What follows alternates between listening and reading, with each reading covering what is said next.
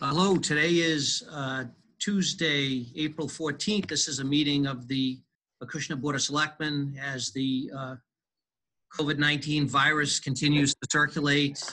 We're meeting remotely and, this is an official meeting of the Board of Selectmen, but we're all in 5 different locations having this meeting. This will be broadcast. It was appropriately posted. And again, this is an official meeting of the Board of Selectmen. So moving to the agenda. First item is Pledge of Allegiance. Given the circumstances, I think doesn't make us unpatriotic, but I think we'll skip that given how we're doing this. We've got 2 sets of minutes. We've got Tuesday, June 11th, 2019, regular session, and the October 11, 2020 regular session. And is there a motion to approve? I've got a couple of things in the minutes I did want to discuss with all of them, but could we get a motion to approve the minutes, please? With the consent as well. So moved. And I'll second. Okay, and with the consent agenda, the agenda that's been published? Yes, yes? Yes. Yes. Okay, all in favor? Aye. Aye, okay, any opposed? Okay, let me a couple of comments on the minutes, a couple of things I saw in the minutes that I want to talk about.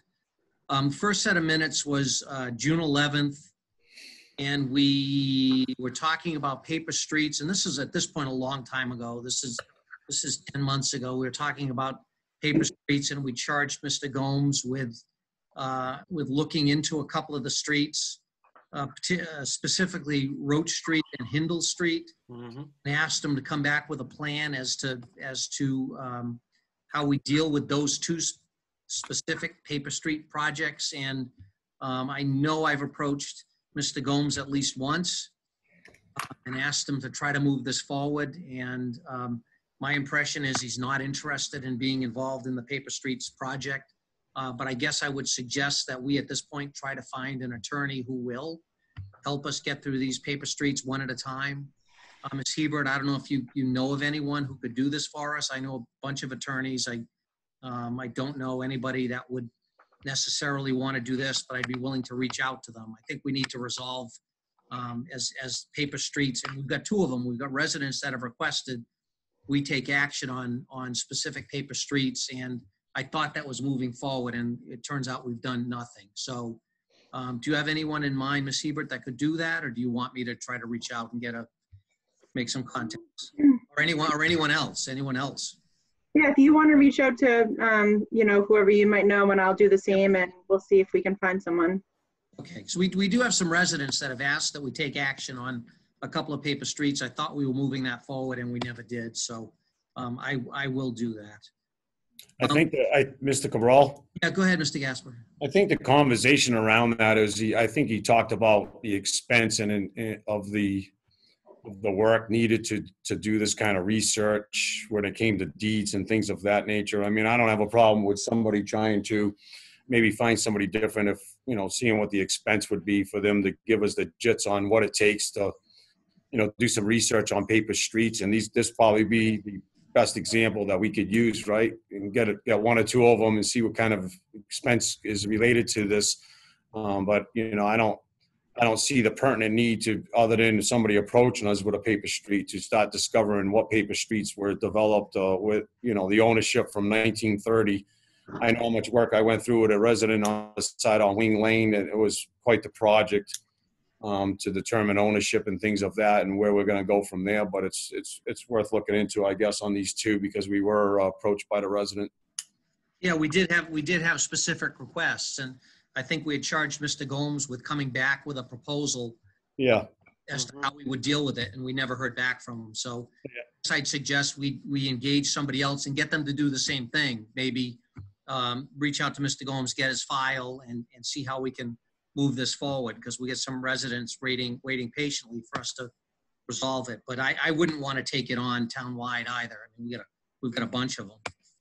I think it's perhaps a good practice to go through so that we have a better understanding on what it takes. This way there, if we are approached in the future, we have some experience doing it, right?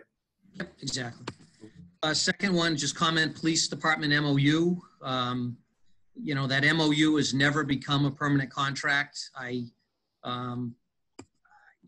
know, I wish I could tell you what's going on. We've basically got a contract. The MOU is the contract. Ideally, the provisions of the MOU would have been incorporated into a new contract with the police department. We're all operating under the terms of the MOU, but for whatever reason, it's just not happened. Their side has resisted getting that done. So I think we're probably going to live with the MOU until the next contract comes up, which I think is probably next year at this point. So unfortunately, we couldn't get that finalized, but per our attorney, I'm not sure that it matters. We're all living under the terms and conditions of the MOU anyway. Third item that was here, employee handbook for first reading. We did circulate the employee handbook. I think we all commented on it. It was supposed to be sent to town council to come back to us to, you know, if they had any comments on it. And I think it died. I'm unaware of what happened. Mr. Cabral, what are you looking at? Because I'm looking at the minutes of oh, you're still talking about the minutes? Yeah, I'm still in the minutes. I'm on the minutes. Just things from the minutes that Okay. just things from the minutes. So I asked Ms. Hebert to reach out to town council, find out if you know, just looking at things I think are done, and you know, then they're not done. So and things we're going to look at to go forward. So that's really all I had on those documents.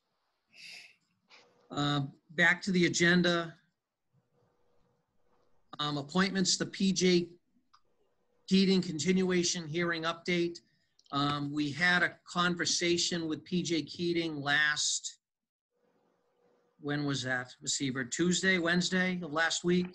Tuesday, I think, yeah. Representatives from PJ Keating, me, Ms. Hebert, just to try to figure out how this was going forward, and you know, just talked about where we'd come from, and we talked about, you know, the fact that they don't yet have a license agreement and what their plans are, and they basically told us that they intended to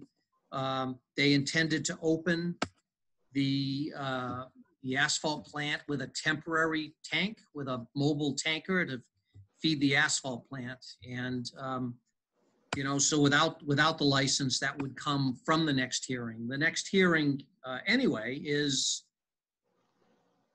when is that date? Is that the 20th? Yeah, April 28th. The 28th. So we've got that scheduled for the 28th. Should we, at this point, kick that out some more? I don't know what the 28th is going to look like, but Yeah. given where we are today, I'm wondering if we should kick that out again. Yeah, Mr. Chair, if I can, I think that's a smart decision at this point. We'll have to kind of follow the technical route that we did last time. But I think if we can give advance notice to the town, the residents, and PJ Keating, letting them know a date certain that we're going to be moving it to in advance, I think that would be helpful, similar to what we did last time. And I know later on the agenda we have a discussion about public hearings. And while we're not prohibited from doing public hearings at this point, doing a remote public hearing session is a very difficult task. Town council gave some advice on it, and I think unless we're really good at managing the technical route, and I think that's a hearing that would be very highly attended, so it would be hard to manage all of the discussion, because on a platform like Zoom, you know, right now we have the 6 of us on the in the meeting, but if you have a public hearing, you have to open it up to everyone. So it would be kind of an overwhelming task to try to do a virtual public hearing at this point, especially of that magnitude. So should we talk about a new date for that hearing? I'd like to get that done.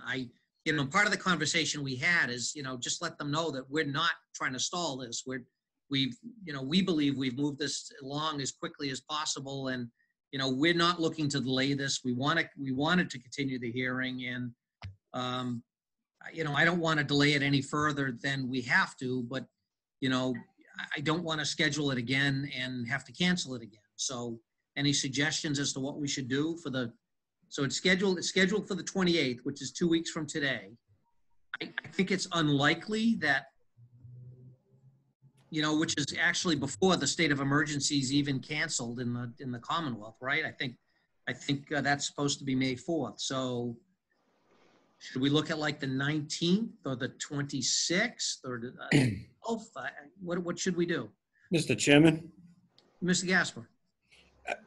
You know, I heard you say some things about your conversation with your conference call with the attorneys and stuff like that, but, you know, I got reservations on whether or not they should be able to be allowed to do that with a temporary tank. The email that I read from Chief Gallagher is they're already at the capacity, and we assume that those tanks are full, regardless of what they're saying. So, you know, with the gist of it, I don't think we need to get too in-depth in conversation with it, but, you know, we pushed out town meeting because we're concerned about, I watched the meeting last week, out into June. I think May 4th is probably a guess by the governor's office right now on what we're doing and how things are going to go. And, you know, I hate to be the one saying that, you know, here's the number of cases and we're on the downhill, so we're clear. I think that's far-fetched. And, you know, I hate to keep kicking the can down the road, but this is no fault of the towns or PJ Keating's. So, I mean, I'd give it as much time as I could instead of just continuing the meeting every 15 or 20 days from now. You want to go May 26th? Does that make sense for many? Mrs. DeRoche has his hand up. Yeah, well, you made the statement, should we postpone it till when the state of emergency is lifted? Is that I think we have to have a date certain out there, though. I think we need a date out there. And you do, Roger. So I would advise the board to come up with a date. I mean, you know, we don't know. Nobody knows. I mean, I'm sure everybody's watching TV. It's basically just a giant guessing game on when things are going to happen. And instead of putting the board and the pressure on the board and everybody else to try to figure this out, I mean, we go out. I would say the least is 3 weeks. You know, maybe the third week of May or the end of May, and I'm fine with that. How about May 26th? How does that look? Whatever day it is, it's fine with me. It's Tuesday. It's the same. So the same. When is Same day of the Memorial week we Day? had. Is the Monday 25th? yeah, Say that one. Is the 25th Memorial Day? Yes, it it is. is. Do you think Yeah. it matters? Well, nobody can go anywhere, right? I mean, I don't know how much a Memorial Day celebration people are going to Nowhere to have. go, nothing to do. I don't know. We don't know that's the problem with this virus is nobody knows anything. You can listen to all the professionals you want and they all have a different opinion. So it's a guessing game. The governors are making a pact now to figure out how they're going to coordinate an opening among 6 states that are touching each other, Massachusetts being one of them. So we don't know what's going to come out of the governor's mouth. So, you know, I hate to try to say that it can be, you know, any date certain at this point. It's a guessing game, really. Why don't we go with May 26th? Let's Ms. Hebert do whatever we need to do to notify whoever we need to notify that that's the date where, with apologies, it's not, again, I'd love to have the hearing. I'd love to go out to dinner. There are lots of things I'd like to do, but you know, it doesn't look likely that, well, we can't have it on the 28th. The schools aren't going to be open. We can't have it on the 28th. We don't have So let's target May 26th. If we could notify everyone that that's the plan. And I'll stand in front of an empty school building and do what I did last time and let the world know that we're not gonna have it that night. So May 26th at 6 o'clock at the May school. 26th at 6 o'clock at the school, yeah. Perfect. All right, so, Mr. Chairman, please. Mr. Drosh, yes, Getting back to where you were talking about the conversation you had last week. yes. And it was brought up that the quarry is planning on using tanker trucks to bypass the tanks, the storage tanks, to operate the asphalt plant. Is that That's what they told us. That's what they told us. They do have a cease and desist order from the fire chief telling them not to do that. They did tell us that they intended to go that route even above and beyond the cease and desist. okay? Because that was my next question. I did have an understanding that we issued a cease and desist order to stop that process. So they're basically Ignoring it. flying in the face of the cease and desist and They told telling us this is what they're gonna do? told us that was their intention, that they were okay. going to ignore the cease and desist. And was 2 weeks from, when did we have that conversation? I think it was last Thursday, I believe. I knew you were gonna have one. It was Wednesday, actually Wednesday the 8th. So just Wednesday there. Okay. So, and they at that point said they were planning on opening in 2 weeks. The chief reminded them they had a cease and desist, that they did not have a license, that they did not have a soil board permit. Well, I was going to say at this time, they have no license at all. They don't have a land use license. They don't have a soil removal permit. And they're just going to continue operating. That's the. So we're, I think Mr. Chairman, yeah, Mr. Gasper. Well, if you look at the bylaws and what Mr. Chief Gallagher has sent us, the reason why they have that perception is because the penalty is so minuscule.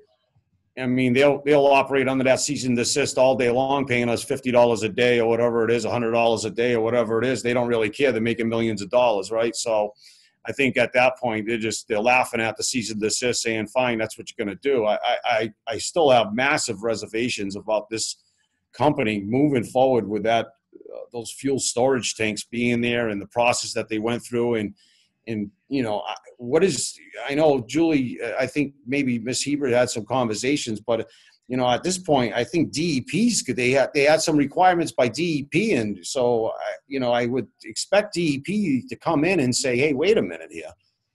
Mm-hmm. Yeah, so we should be hearing from DEP. I spoke to an individual from DEP at the end of the week last week. They should be issuing something this week, so we'll find out where they stand at that point. And I think it could go, either of two ways. Either they're approving what they have or they're not. So I don't have anything solid yet, but once I do, I will make sure you are all aware. And yeah, we'll kind of take it from there. I do want to mention too that town council has been working with us heavily on this. So, as we proceed and as PJ Keating proceeds, town council has been made aware, and we'll be working with them to make sure PJ Keating is complying with everything they need to. Okay. While we're on the topic, let's jump ahead in the agenda and bring something forward. Under new business, we've got the soil permit. Under new business, soil board permit update. So why don't we move that forward and talk about that now while we're on PJ Keating, rather than dropping off and coming back to it. The soil board hasn't really met, but there is an application for the soil board permit. Was applied for some time ago, has been sitting at the soil board for a little while. I know the soil board was going to act on it maybe 90 days ago. Well, it was like 2 weeks before the first public hearing, and the soil board agreed that the members should go to the soil board hearing and listen to what the residents had to say, before we took action on the soil board on the soil permit. And when that hearing was extended continued without resolution. The soil board continued to not take action on the soil permit. But at this point, the soil board has, by request, forwarded that permit to the Board of Selectmen. We're, ultimately cutting in the authority for that permit. And the soil board has forwarded the permit to the Board of Selectmen. online, it's cutting in. So, that is in I our can't hear it. hands now. So both the license and the soil board permit are with the Board of Selectmen for, again, our action. We can't do anything with the license until we have the next public hearing. But the permit is ours to discuss and take action on or not. If you want, it's on the agenda for today. We can talk about it today. We can defer to a future meeting. Whatever you'd like to do. Mr. Chairman, Yeah, go, Mr. Gaspar. I'd like to discuss this at a future meeting. I mean, I just got this packet. I had talked to Ms. Hebert about it, and I said, you know what, then if that's where we're at as a standstill, let's see what we got from the soil board and let the board have some time to digest this information and, come up with gather our own thoughts on this thing. I mean, first thing I look at on the bottom of the first page, it's quite comical. It says proposed use of land after earth removal, and they put passive recreation. I don't know who's going to be playing in a 500-foot deep hole, but passive recreation seems to be quite comical to me. So that's not a legitimate thing there. So I guess what I'm saying is let's take some time, gentlemen, and review this document and gather our thoughts on whether we think this is sufficient enough to move forward, and give them a soil board permit, keeping in mind that the soil board permit only allows them to operate the quarry, not that asphalt facility. Because that's what the land use license does for those fuel tanks. So, and they've already erected the fuel tanks. I sent Ms. Hebert a picture on Monday last Monday when they were erecting those fuel tanks over there with the guys. I mean, I have grave concerns about where those fuel tanks are. We have a live watershed that goes down through that property right out where those fuel tanks are, feeding into our Acushnet River, which then feeds into the Atlantic Ocean. And that falls under the Clean Water Act, which is a federally regulated statute. So, I'd love to know a little bit more about what they're doing. Again, that's land use permit for the fuel tanks, Mr. Cabral, but, I want to be able to scratch this permit and see what's going on underneath of it and make sure that we all understand what exactly is it doing and what it's not doing. I just one clarification maybe. I think that the soil board permit controls the entire operation, because I would argue, and I think town council agrees, that the asphalt plant is part of the quarry operation. That is, it's what comes out of the quarry that goes into the asphalt plant that makes asphalt. So it's my opinion that the soil board permit is intended to regulate the activity at the asphalt plant as well, because it's all one operation, not two operations. And I believe town council agrees with that assessment as well, that the soil board permit control regulates the operations at that site, both the quarry and the asphalt plant. So I think as looking at the soil permit, and I think when we, the soil permit is a lot more robust than it ever was in the past, which is for the last couple of years why it's taken so long to issue it. We worked with Woodard and Curran to add some additional language into the soil board permit to reference the laws that apply to the operation of the quarry. All the regulations, all the rules are all referenced in the soil board permit, and none of that stuff had been there before. So the permit's much more robust than it ever was before, and for that reason, we realized some delays in past years in getting it issued. So can I ask a question, Mr. Chairman, then?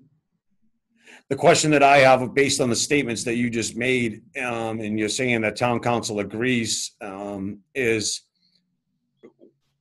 what was the purpose of the public hearing for the land use permit? If we issue a soil board permit, is that basically then authorizing them to move forward and it's kind of a waste of time for the land use permit? No, the land use permit regulates the fuel tanks. Fuel tanks, yeah. So that's what the land use license is focused on. The soil board permit is everything else. Right. So I get that. That's the way I've gone it since day one. Mm-hmm. So I'm still confused that if we you're saying that it's all, you're saying town council saying it's all as one, but that can't be true because you can't fire up an asphalt plant without fuel tanks, right? Yeah, well, the land use license and the soil board permit are two different things. Yes, the soil board permit doesn't deal with the fuel tanks, but it does deal with the total operation. I'm missing the point you're trying to make, I think. Well, you can't fire up an asphalt plant without fuel storage tanks, right? Because that's Well, all. They've told us they're going to. I know. I'm just trying to get my hands around this, and I don't want to be, the board is approving a soil board permit and say, well, that's it. You've done the soil board permit with the understanding that the asphalt plant is incorporated in that operation. My opinion, we're doing this all together. This is all part of one discussion with PJ Keating at this point. Is there soil board permit? Is there land use license? Is going to be part of the one conversation we have with them. So I agree. Let's let Mr. DeRoche go. Well, one comment I have, and it's a piece of the puzzle in this whole project, is that we've gotten no great movement on the Board of Health, part-time Board of Health compliance officer that we've said we were going to be hiring since November. And all this is coming to fruition now in the sense that PJ Keating is getting ready to ramp up.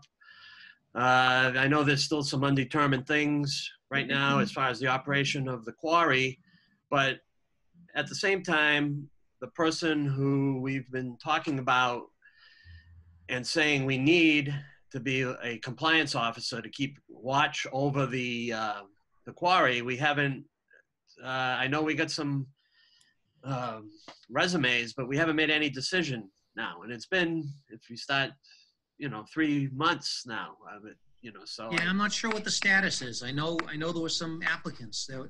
Correct. And Do you know what the status is?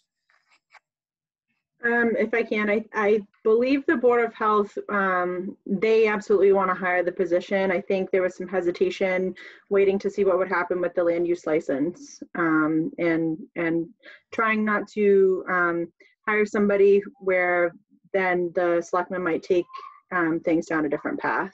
So I think that was the concern. They were waiting to see what happened. And obviously everything kind of got dragged out longer than anyone anticipated, so. Okay. So could you touch base with Mr. Carrere and find out if they have a timeline on getting that done? Mm-hmm. My last impression, Mr. DeRoche, was they had resumes and they were moving forward. I didn't realize they were hesitating. I don't think they'd found, I'll hold. I'll hold. Yeah, no, I understand. I know they got a few resumes. It's a very unique position. Exactly. Mm-hmm. But it is something I have strong feelings that we need to keep on the front burner, because if they start operations and they're running and we haven't filled this position now, and now it drags into June, July, August, the whole point of this was to get somebody in there and be a watchdog for the town and the residents. So agree. That's just what I'm. So can we put this on the next agenda for discussion? Is that we're a week out? Is that too soon? Not on my end. Hey, Roger, the only question that I have is I guess I'm misunderstanding the point you're trying to make. You're saying that it's directly, the two are tied to each other, but they're not really going to be.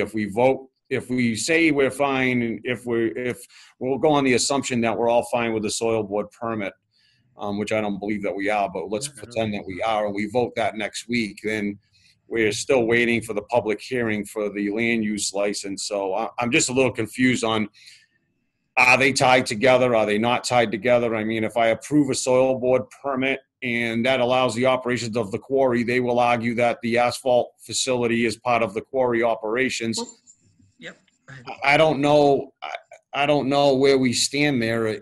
I'm a little confused with that. I don't know where we stand with that, because it's not. The land use license is directly tied to the fuel tanks, and I know they're saying they're going to bring in temporary trucks and things of that nature. I think that maybe, we would have, the fire chief has definitely some reservations about safety protocols there.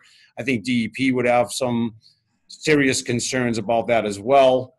And I know that DEP is going to be talking to them over the next week or so, or whatever. So I think maybe we just hold off, and instead of throwing it on the agenda for next Tuesday, maybe give us a little bit more time, seeing how we push the public hearing out. Let's see what comes out of the DEP discussion with PJ Keating, maybe through this week and next week. The only, well, then the only thing I'd ask you to think about is, you know, I've got a bunch of notes, and we've attended, you know, most of us, several public hearings on this thing. Yep. You know, I guess I'd like to hear ideas as to what other things should go into the soil permit. Because I've got some ideas for, you know, changes I'd like to see in that operation to make them a better neighbor. Sure. I guess I'd like to continue the conversation on, you know, what, you know, PJ Keating's going to be there, going to continue to be there. That's not going to change. But Right. you know, under what circumstances would we, you know, do we want them to continue? What changes would we like to see happen in their operation? That's Right. fine. Right, those are conditions Sure. those are conditions we're going to attach to the For the soil board soil license. permit. But in the same, you know, one hand washing the other, Agreed. we need a compliance officer to make sure they're doing these things. Agreed. And I've started reading some past documents concerning the quarry from 2007, how they're supposed to be providing results of tests to the I water. think it was and to the air. 2017, I think. Well, I found one from the EPA, I should say. EPA, that's the last one I found from the EPA. But, you know, in this whole process, as I'm learning, I've never heard any mention of testing they need to be doing every 2 weeks and presenting us with these results. I mean, are they doing them? Are they just, has they become complacent and they're not doing them now because we're not enforcing them or we're not looking after it, and they're just, you know, well, hey, we don't have to do it if they're not looking at us. So, you know, so once again, it just comes back around to again, the other health agent hired and getting everybody up to speed if they're going to be operating. What would you like to see the timeline on the soil board permit be, Mr. DeRoche? I mean, what the soil path do you think they should follow?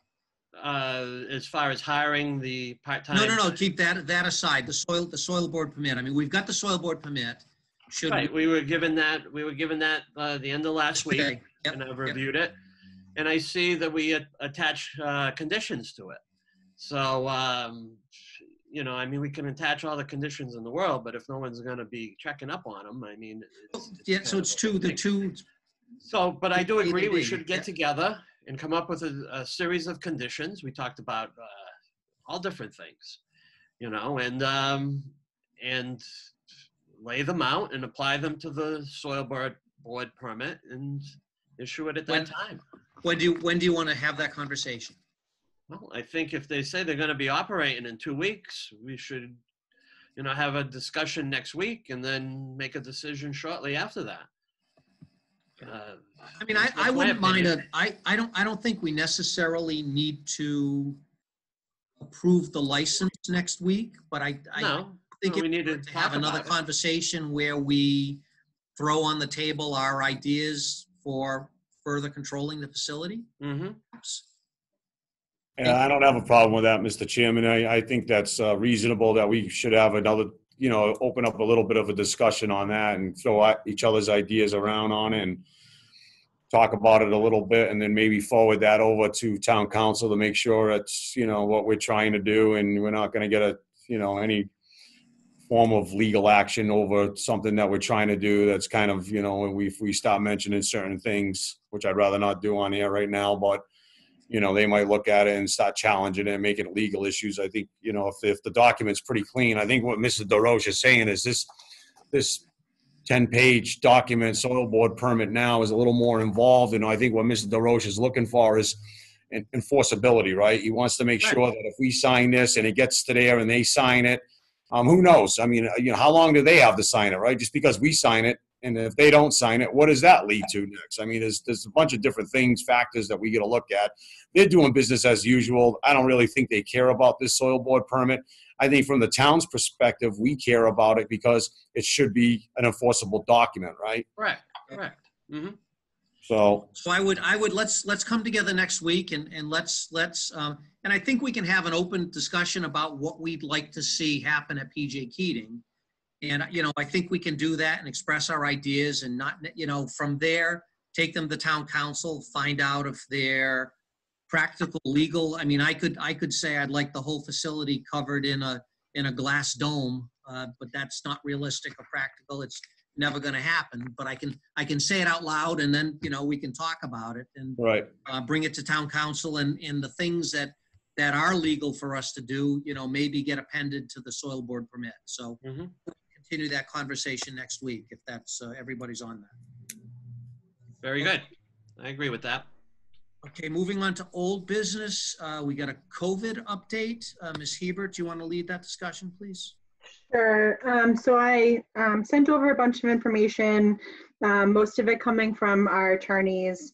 There's been a lot of legislation that's passed recently, and I listed a few notable items that I thought the selectmen should address. The first one I have is the tax deadline extension. So part of the act allows the chief executive officer of a city or town to extend the tax deadline for real estate and personal property taxes to a date not later than June 1st. You can extend the date for exemptions to a date also not later than June 1st. Another piece that that was passed was a waiver on interest and other penalties. Yeah. So kind of going along with this, if we decide to move the deadline from May 1st to June 1st for taxes, we could also extend the date for interest and penalties to be waived, and that would be for a date not later than June 30th.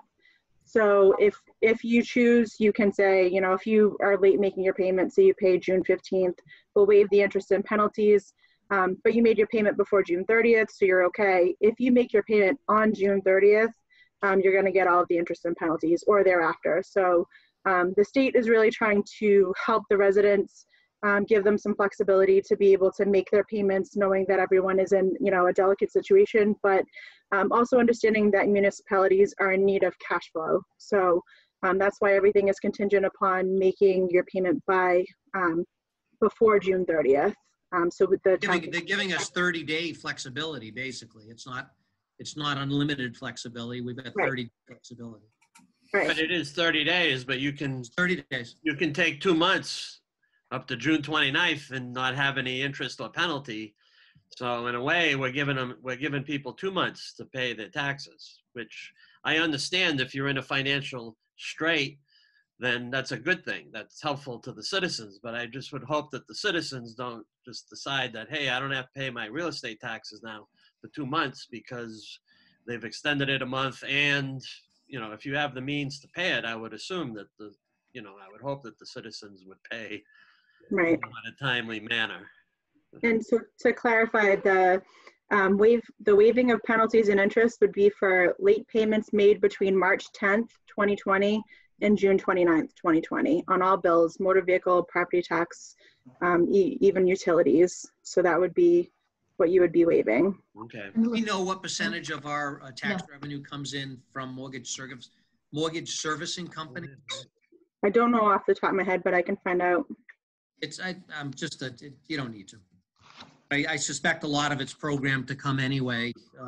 Anybody with a mortgage is probably escrowing their taxes. Yeah, so in a conversation with other administrators earlier this week, some of them indicated that they actually got calls from various banks. So the bank has the money and the bank wanted to know if they could delay making the payment without having... Scoundrels. Oh, Jesus. Yeah.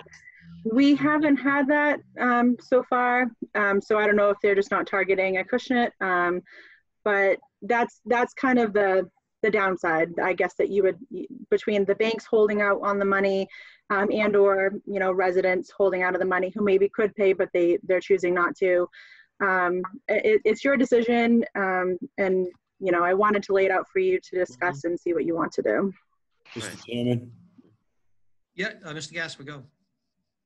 I mean, you work in the bank, as well as I do, and probably Mr. DeRoche and Ms. Hebert. I mean, the the Treasury and the Federal Reserve and the federal government have basically come out with these, delays in mortgage payments, right? And rent payments and things of that nature. So if they are being paid through that means, through your mortgage, being escrow through your mortgage, if they're not making their mortgage payment, they're surely not going to make that tax payment either. So I think it's all just one big pile right now. And, if they're not going to make their mortgage payment, the bank's not going to say, okay, well, what's your percentage of the bill that we have to forward to the town for taxation?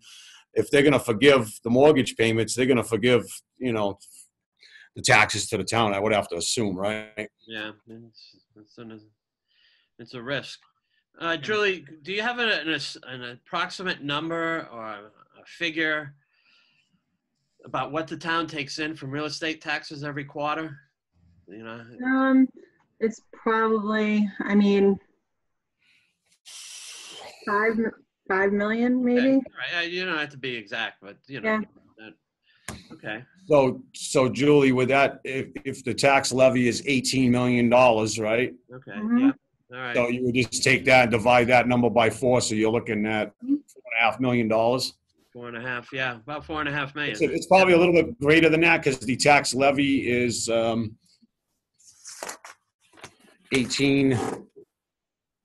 18,400 somewhere, 18,400,000. So if you take that number divided by 4, that's probably what you're bringing in every quarter. Mhm. We're in unprecedented times. We don't know who's going to do it and who's not going to do it. What percentage of the people, of our residents, aren't going to be able to afford to pay their taxes or their mortgage. I guess we're about to find out, right? Mm. So again, It's one of my biggest concerns right now. agreed. And I just want to, reiterate again that this is waiving interest and penalties. It's moving the due date. So, you're extending it out 1 month. So it's still June 1st that, payments are due, but you're extending the interest and penalties to be waived as long as they make their payment before June 30th. So, obviously, yeah, it's delaying it a month, but it's still keeping us within the fiscal year. So, the hope is, again, that people will make that payment. If they can't make the payment by that date, I'm assuming they can't make it at all. So, the people who are kind of playing the system will still have to make their payment by June 29th at the latest. Mr. Chairman, can I just ask one more question? Go. What Julie just said, and I'm not familiar with this, Julie, so maybe you consider this for the board, is do we have enough revenue now in the bank accounts to keep the operations moving through this time frame? Yes. Okay, thank you. Okay. I don't have a problem with the deferral. It's 30 days. We did it for excise tax. Right. Could I get a motion to extend the deadline for tax payment to June 1st? And also extend the deadline for interest and penalties to June 30th? Is that the motion? To June 29th, and also to extend the deadline for filing applications for exemptions to June 1st. And the date for payment of taxes to June 1st as well? Yep. Yes. Can I get So that, moved. please? Second, moved. Gasper? Second. Further discussion? All in favor? Aye. Aye. Aye. We got some other things here under the COVID update. Ms. Hebert, could you go through those, please? Yep. So the next item is the alternative procedures for notification to taxpayers. So this is an addendum to one of the bulletins that DLS came out with. And essentially, knowing that we're in, different times, they're allowing for, we just voted to approve the extension. So they've said for people who already mailed out their bills and don't want to worry about having to remail everything out, they're allowing us to notify people by posting the notice in a prominent location on the website, posting information on our municipal social media accounts, utilizing technology such as reverse 911 and other kind of push notification systems. So that doesn't really need to be voted, but just for an FYI. So we'll be able to let people know using reverse 911, posting on our social media and on our website, any of these updates. Okay. The next item I have is temporary extension for permitting. We talked briefly about this. Mr. Gasper had brought it up at one of our earliest meetings, questioning, if there are deadlines that would be an affirmative. If there's a permit deadline where if we don't respond in time, it would automatically approve the permit. And having issues such as that, we did get an update from the legislation on this as well. So essentially it says that there, hold on, let me turn the page here. Opening a hearing, any requirements that a hearing is opened within a specified time from when the application is filed, that will be suspended as of March 10th. And the suspension will continue through 45 days after the termination of the state of emergency. The same goes for tolling of existing permits. A permit in effect or existence as of March 10th is tolled and shall not lapse or otherwise expire during the state of emergency. No permits shall be constructively approved. That was the word I meant. Constructively approved due to the failure of the permit granting authority to act within the time required by a statute, ordinance, bylaw, rule, or regulation during the state of emergency. Scheduling and rescheduling of hearings, similar to what we've been doing. The chair of a permit granting authority may schedule or reschedule on one or more occasions a hearing or decision deadline on a permit application, whether or not a quorum of the body is present, to a date not more than 45 days after the termination of the state of emergency. So this kind of just gives some information about all of the different permits, and is just an update for you as well that you don't have to worry about something with the planning board specifically getting constructively approved, because we're kind of in the state of limbo. Any board, I'm assuming, is sensitive to everything they've got pending, and they're working with people and communicating with people, and we're not just, we're letting people know where we are in the process, and so they're not assumptions as to things that are going on. Exactly. And I'm gonna just skip over, so that kind of leads into the public hearings. So again, we kind of talked about this earlier, and this is especially relevant for the planning board because a lot of what they've had to postpone have been public hearings that they've had on issues, with different plans that are, permits, or they also have some that are pending for articles that they're looking to potentially put on the warrant. So town council has said, and the legislation has said, that we can have virtual public hearings, but they caution, again, as I said earlier, having a very large public hearing because as we do here with the Zoom meetings, we've closed our meetings to the public to try to keep control and security of over what happens at the meeting. For a public hearing, obviously, you have to have it open for everyone. And so it makes it very difficult for the chair to control who's saying what. They do have options to mute other people from talking during the hearing, so that you can choose, like if Roger wants to talk, that he can push something and the chair could know, okay, I'm going to let Roger talk now, and open up his mic. But it's kind of technical, and the chair needs to be really comfortable with it. And I think it's also helpful only to a certain degree. Like we said earlier with the PJ Keating hearing, when you're looking at 100+ people, that could be especially difficult. So It wouldn't work. It wouldn't work. It wouldn't. Yeah, so the planning board, some of the when they're looking at a hearing for a certain, a development, you're not going to have as many people looking to show up as we would for a PJ Keating hearing. So if the chair feels that they're able to control the environment, they're more than welcome to do that.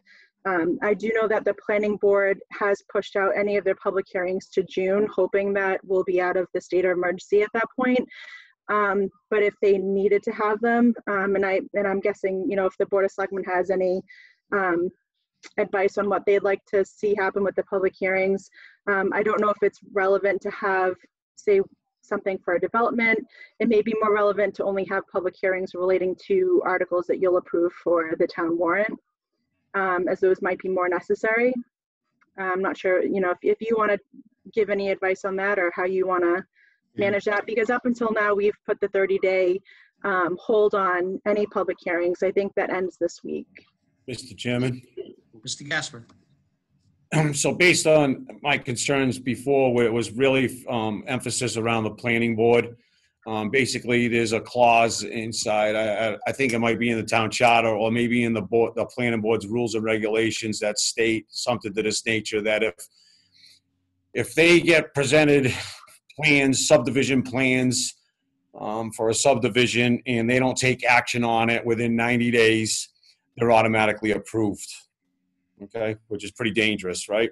Mhm. So the planning board's been doing everything that they can to look at that. I guess Ms. Hebert's answering her own question, because if the state is saying that they're going to put a moratorium on the 90 days, basically they're saying they're putting a moratorium. If I get this right, Ms. Hebert, and correct me if I'm wrong at any point, but I think it's making the decision real easy for the board is, so we're talking, say 60 days ago, somebody presented their plans and they only had 30 days. We put that postponement for 30 days. The state has now come out and told everybody it's not, you can't take up a public hearing on anything that was in the past within them 90 days until the state of emergency has been released, and then we're giving you 45 days after that. So we're quite some time out. So I guess as far as the board, I would be, I told Julie I'm reluctant. I don't think there's anything that important that the planning board needs to be moving forward in a time of a health crisis like we're in now. So I would be reluctant to have any planning board meetings, hearings, not meetings, I'm sorry, hearings based on that. So I think, you know, a planning board meeting, hearing for an article, I know they got a couple of small zoning changes they need to do. I think if, you know, the board's going to look at the warrant and look at the articles and say, okay, how much dialogue are we going to have on this? I mean, if we want to okay that public hearing, I think that's reasonable for the board to take action and do that. But I don't see, unless the planning board sends us a letter saying this is an absolute necessity, but I think the state's saying just the opposite. There are no necessities at this point. Is that correct, Ms. Hebert? Yeah. So, you know, I think, you know, to get a few things straightened out, I know that the planning board's got a couple of bylaws that need to be corrected. I worked with Mr. Young on one that was a stickler to a subdivision that's being proposed, and the two bylaws conflict each other. So they don't make sense the way they are come together. It's all over the 150-foot distance. One says no further than, and one says no more than and no less than. So you can't have them directly on one line because you got no place for a structure. So it makes absolutely no sense in the zoning bylaws. And I sat with Mr. Young and talked to him about it, and he agreed. And that's something that was a little controversy with the planning board and one of the developments. So they're good. You know, I think that's what spurred the conversation with Mr. Merritt as well to, you know, well, we got to go to town meeting and change it. Let's change it. And I think town council was also involved with that. Something small like that, I have no problem with, because I don't see anybody jumping up and down about something like that. But if there's a subdivision going on the side of your house, and they're supposed to call for a public hearing and notify abutters, I could be adversely affected by that, by not attending that public hearing, right? Mhm. So that's where I just air some caution for us. I think it's pretty set forward. The state's already said, forget about it. There's no public hearings unless, you know, that we deem necessary. And I don't think that there's anything right now we need to deem necessary. So, and the planning board's already taken action saying we're not doing anything. We're not even considering it until June 1st. So I think they've already done their part. I think the only exclusion I'd say, and I think you said it, is town meetings June 27th. I mean, anything, we get an annual shot at town meeting. We have one a year, although Yep. we may need to have two this coming year. I mean, anything that would need to go to town meeting on the 27th that would require a public hearing that, you know, maybe is not going to fill a room full of people, a less controversial item perhaps. Correct. Could talk about finding a way to have that public hearing, Sure. depending on the topic. So Sure. I mean, that would be the only exclusion that I'd think of, and I don't even have a specific example, but if one came up, I think we should find a way to try to allow that perhaps. Absolutely. And just to clarify, the town meeting is, I believe, the 22nd. 22nd, I'm sorry. 22nd. Town elections, the Okay. 27th. Okay. Yeah, you're correct. Thank you, Mr. Gross. So, Ms. Hebert, maybe you want to, I know that the planning board's got some requirements for posting public hearings, so you may want to call Mr. Cinerizio, the chairman, and Mr. Young, and let them know what we just discussed based on what Mr. DeRoche just said. The 22nd is June. I don't know. I know they got 15 days or some kind of public notice before the public hearing takes place. So I think we need to communicate that well with the planning board. If they have anything, please present that to the Board of Selectmen, especially if it's going to go on the warrant. Yep.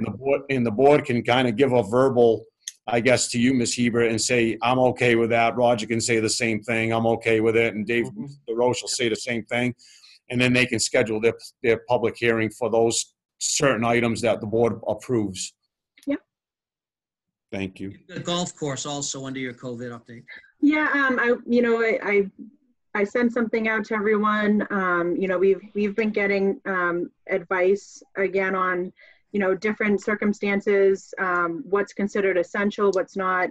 The latest that we've received is that golf courses should not be open to the public for like a foursome going out on. They haven't said anything about maintaining the property, but we've been receiving guidance that they should not be open for use. And I know we've talked about this before. I think the last time we actually voted was for an April 1st delay to opening the actual golf course up. So I wanted to mention it and see if you had a new idea for a new open date or leaving it open-ended until the emergency is over, or just at least to bring it up so that we could clarify. Well, I did stop by the golf course this afternoon and spoke with Dana. And, I can't speak for the whole board, but I told him that, we weren't going to open up the course tomorrow. We weren't going to, we made April 15th as the date. We're not going to, open up the course, or at least, I wasn't in agreement with that. And that, I would speak with my fellow select board members, and either we stretch it out another 2 weeks and make a decision then, or we decide on keeping it closed until the state of emergency is lifted. He did express some ideas he had on how they could operate if we felt we could open the course limited, keeping it very limited, maybe only Acushnet residents, maybe only twosomes and not foursomes with one person in each cart. But that's still a little too far out in advance. I guess the gist of our conversation was when we decide we can open it, they can get the course up and running in a very short period of time, because the course is in beautiful condition. As you know, the maintenance crew is still working every day on it, keeping the course in perfect condition. So it's just, determining when we'll feel comfortable to open it up again, as we will with other places around town. When we're gonna open other. So do you think we should suggest a date or just leave it open-ended at this point? I could This is suggest the answer. 2 weeks, May 1st, and we reassume, May 4th, because May 4th, I think that's the. May 4th. Yeah. That's been a date that's thrown out there by the governor, and although it Yeah, the might week is still that. not be possible, but it's a date. It's a date. So It's a Monday, all right, yeah. Do we need a vote, or Ms. Hebert, can we just communicate that to the golf course? I don't think, I was I just think going to everything's, talk. say that again, I'm sorry, Ms. Leonard? Oh, I was just going to mention, my husband, is an avid golfer, and he has been, there's places around town, not so much town, but in the area that have been open. They're Yeah. open, they're opening with certain restrictions. Instead of 2 people in a car, it's 1 person in a car. It's, you social distance. There's different things that they can do. I mean, I don't know, closing the golf course for that long. I don't know. Yeah, I'm confused about this guidance. I read the Kopelman and Page opinion. It says golf courses, the foursome does not qualify for the 10-person social distancing guidance. I don't understand what that means, but I know the golf course employees had some concern about, being face-to-face with somebody checking in to golf. So, well, I still wouldn't feel completely comfortable. The country club's closed. It's my understanding that it's closed. It's now open. It's now open. Well, we're not a private club. Well, I understand. That. People are self-quarantining, to me, it's still premature to open it. so they're not mandated to be closed? I'm surprised there isn't. Even Allendale and Dartmouth is open. Allendale's open too. We're supposed to be in the height of the pandemic until April Right now. 24th. And now we're having a discussion about opening the golf course because other places are opening it. No, Yeah. I mean, I just was putting Well, my. we closed them because other places were closing them. As a selectman on this town of Acushnet, I have to keep the residents forefront and not the golfers forefront, of which I am a golfer. I would have loved to have been out there today. Like I said, the course is so green. Fairways are lush. The greens are perfect. I bet you they roll beautifully. But, you know, we're not. No, and I just putting it out there. You know, just, Okay, I do understand that. So, Mr. Chairman, Mr. Gasper. if I could, you know, I've had some conversation with golf committee members, and you know, I know if there's we all got concerns of revenues and things of that nature, right? I think that maybe the board, you know, waiting for the governor or whatever's going to come out of the state. I don't know what we're going to wait for and lifting.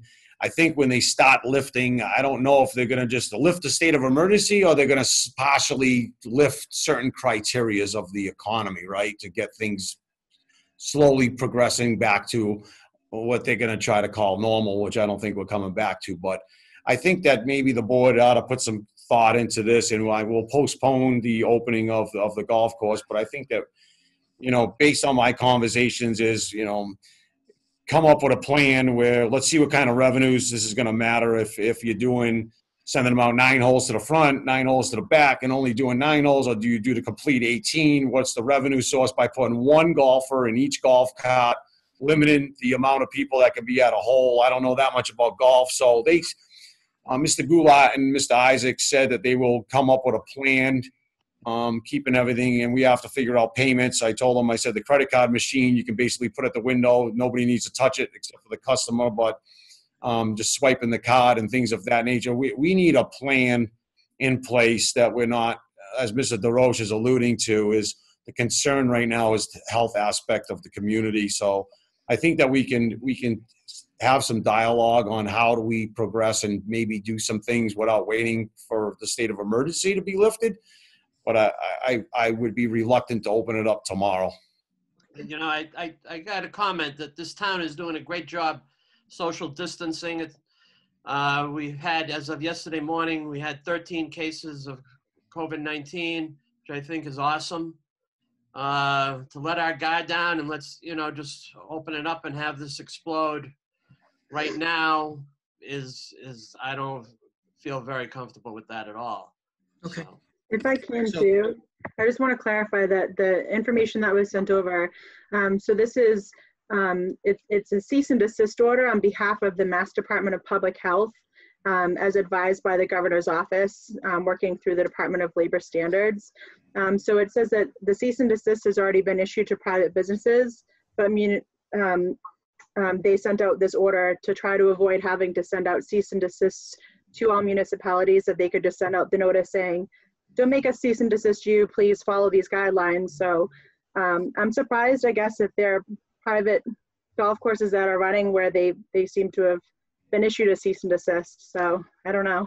Yeah, it's sort of surprising to hear there are facilities open. I didn't think they would be allowed to, but I don't know. I don't know. As of last week, I heard they were closed. They were open and then they closed. So I don't know. I don't know what everybody else is doing, but, you know, we'll figure it out. I think Mr. DeRoche is right. We've come this far, staring at our own 4 walls for 4 weeks now.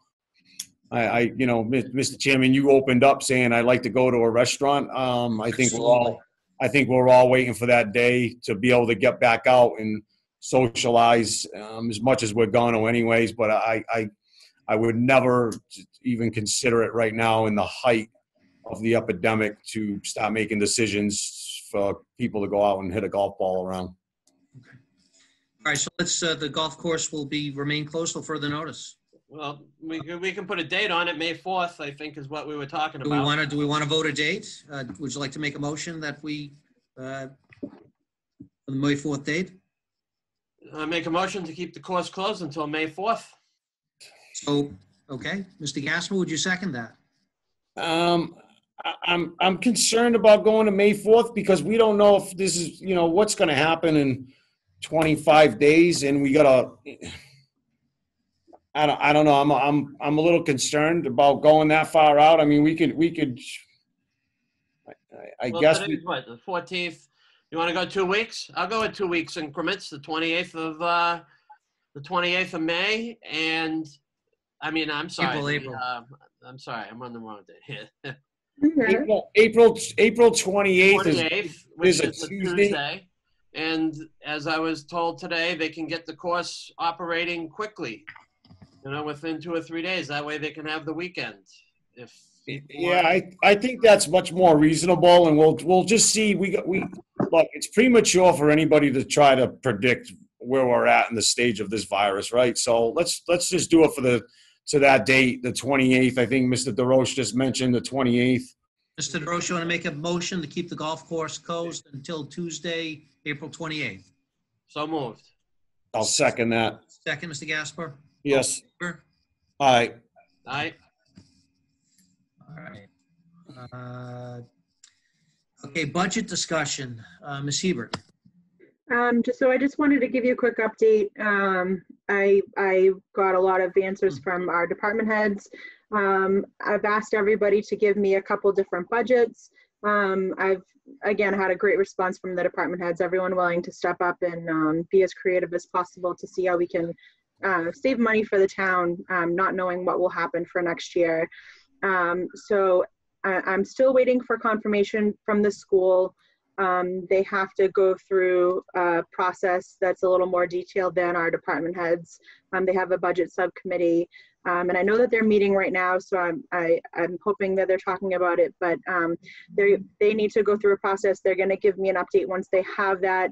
And obviously the school is a huge part of the budget, so I'm hoping that their numbers will be as helpful as possible to get us to where we need to be for next year. And I will send you over, I just wanted to give you a nice, easy to follow spread on the cuts that departments made and what that cut impacts in their budget. So you can take a look at that draft and as a board discuss at one of your next meetings. Maybe somebody made a cut and it cut something that you don't really want them to do. So you guys will be able to at least discuss what cuts were made or maybe other things that should have been cut that you think, you can add to the total for. But again, looking at revenues for next year, right now, we're still plugging in a 5% reduction from the state, which is about $410,000.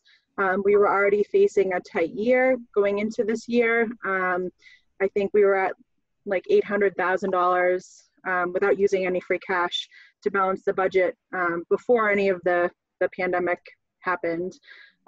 So, it's definitely a more interesting year for us to get a balanced budget, but I feel really good after seeing, some of the adjustments that were made by our department heads, that we'll get to a good figure where we'll be able to retain a lot of our free cash and roll it into next year so that we have some kind of extra savings for ourselves. If the cut from the state ends up being 10% instead of 5%, we'll have a cushion to kind of lean back on initially to get us through. And then obviously from there, we would have a new round of free cash that would be certified for next year and anything that we currently have in stabilization. As part of this change, we looked at cutting any capital articles. So I have an updated list for you as well that I've been working on of articles that, as we talked about, there are some bylaw changes that we're looking at. So there still are articles that are non-cash related that we can have on our warrant. But then I also have a list going so you can see all of the capital article requests that were put in that would be delayed.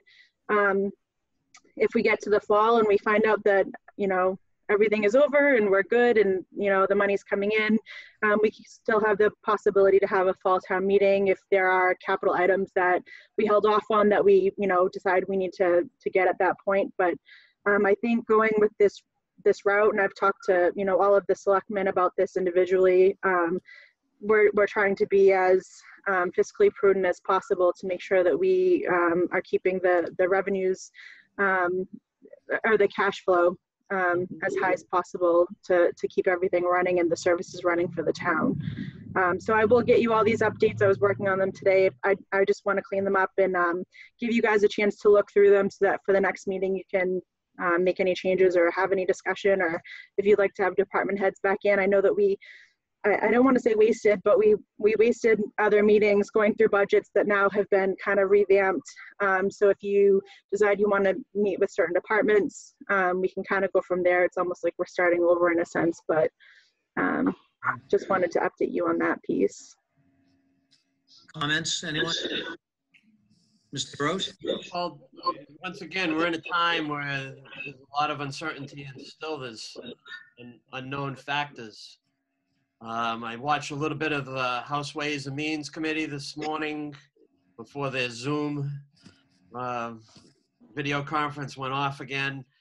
And they were mentioning numbers like as good as the reduction of 2.5% or 10%. And they said, well, that's not the worst case scenario. You know, those are the better case scenarios. So I think we're going to be faced with bad and worse, or bad and badder and worse when we come to these decisions on the influx of money. And I've just been reading pension funds are taking a killing with the stock market going down. They're losing, you know, last week it was mentioned 25% of their, you know, their funds in the stock market. So I'm assuming that's going to go up. I'm not doom and gloom here, but these are another factor that we're going to have to consider, as well as all the other factors that we have in determining our new budget. So, Ms. Hebert, you'll be able to release us a projected budget soon? Will that Yeah, I'm hoping be like that budget one. sheets, or will that be a PDF, or what form will that be? I'll send it to you. How I was planning on, I have everything for the budget in a spreadsheet, so I'll send you that version as well as a PDF if that's helpful. An Excel document? Yeah, so at least if you want to tinker around with the spreadsheet, you have it in that format already, so you can mess around. Is there a summary that shows projected revenue sources, projected expenses, and deficit, and then our sources to fund that? I know we talked about $1 million in free cash, give or take, and for our rainy day fund is our reserves. You know, just show those as well. We don't want to touch them, but it'd be nice to illustrate, you know, show us what they are. Yeah. If it's ever been raining, it's raining now. Where do we, because we've been asking for deficit before COVID-19. So I guess when we were facing a few $100,000 then, right, before COVID-19, right, in the shortfall that we're talking about state revenues. I had a conversation, I think, with Mr. DeRoche 3 weeks ago, a real quick one, and Ms. Hebert probably the same amount of time ago, of my concern about the cut from state aid, because if we just look at the bigger picture, they're not getting any revenues from sales tax, gasoline, lottery sales, and things of that nature. So I already knew, if you look at the bigger picture from the state, you're looking at basically a quarter of the year, they're not getting any revenues, or very little revenues, right? So that'll give you a picture of what we're doing. And I heard Julie mention the 5%. I think it was 5%. Was it 5%, Julie, that you were projecting the state might cut us? And that number was $410,000. That's based on all the revenue that we received from the state. 5% of that number comes out to the 410. So look, we had some financial problems before COVID-19. I think if there's one thing that anybody was to ask me of, you know, my biggest concern and disappointment, I guess, is because we do have this health virus. I don't believe that at any time soon the state is going to recover the revenues. I know there's talk about stimulus from the federal government to states, but that's a temporary shot in the arm. I think that states, the economy is going to face some headwinds for a much longer period of time than most of us imagining. And I don't think that trying to get us back to normal, I think, is going to be very difficult, right? So spending habits are going to change. Revenues will be diminished again next year. We have a long-term problem now that we need to try to do our best in putting our heads together and figuring this out, not just for this year, but looking ahead to next year and saying, okay, this is what it's going to be. And, you know, I heard you, Mr. Cabral, last week mention stabilization. And, you know, I guess that's okay if we're going to do capital projects, if there's needed ones and we don't feel comfortable spending free cash, that much of free cash this year and leaving a buffer of free cash. But I'm not, you know, we got to figure it out, because free cash, we're at that level where I talked at the school committee meeting where that's a comfortable place where the DOR likes to see municipalities at, especially a municipality our size. It's not one shoe fits all. for a town the size of Acushnet, they're looking at, you know, 900, $1 million is a good free cash number rolling over year. But, you know, we're in different times right now. So what is the board? We might look at these budget cuts from our department heads, and we might come up with a little extra money that we feel comfortable cutting.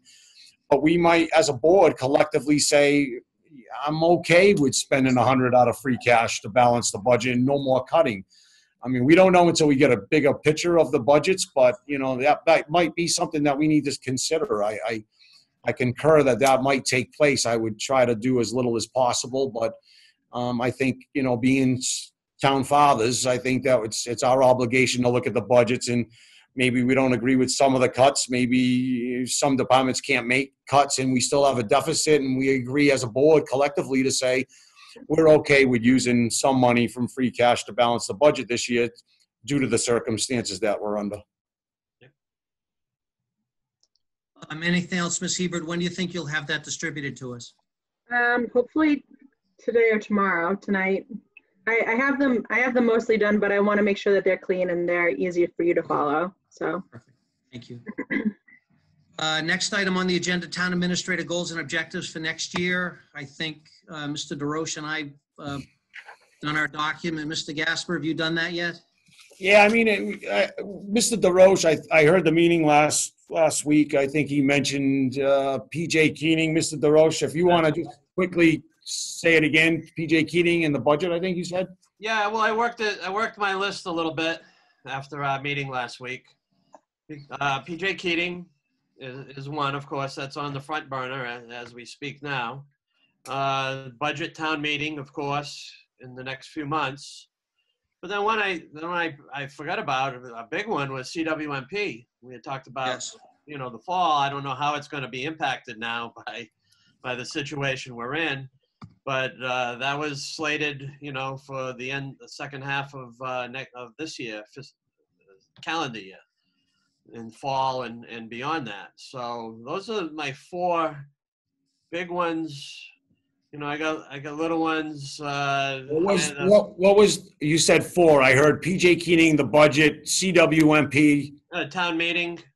Yeah, town meeting. That's part of the budget. We're going to have two of them this year. Is that going to be a well, we don't know. Reality? I mean, I don't know. You know, we might have to do a fall town meeting, depending. We're definitely in an uncertain time. So if I can just comment on the CWMP, I think that you know, it's been done. It's there.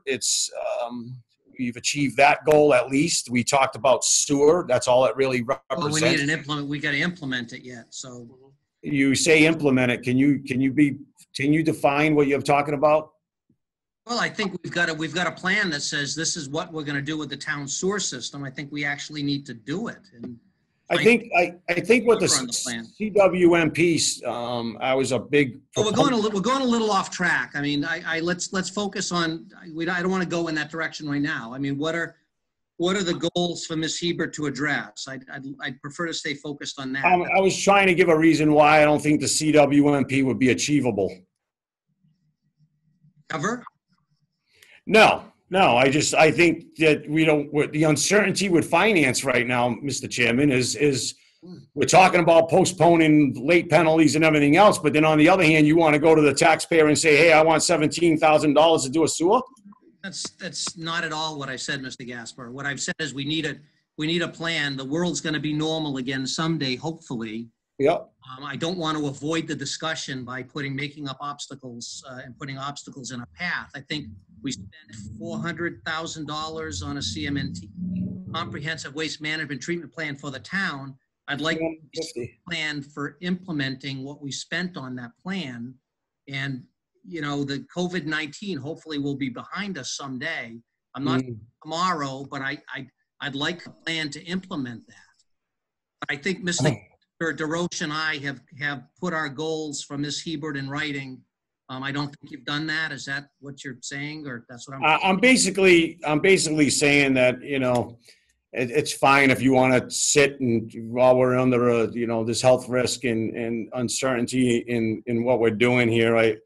I think it's a bit premature. I think that I agree with Mr. DeRoche. The main focus needs to be on the budget, right? And, you know, town meeting and PJ Keating to make sure those folks aren't being left out. I still don't, we could talk about the CWMP and implementing it. There's no way to implement it without doing a sewer project. So it all goes back to what I said before, asking people to spend money when they're, they might be losing their job. I don't know how easy that's going to be. So with that said, I mean, I did, it's pretty much in line with what Mr. DeRoche said. I got it worded a little bit, is to manage the town's finances so that the shortfall in revenue will not be made up by the taxpayers of our community as a percentage of our tax levy.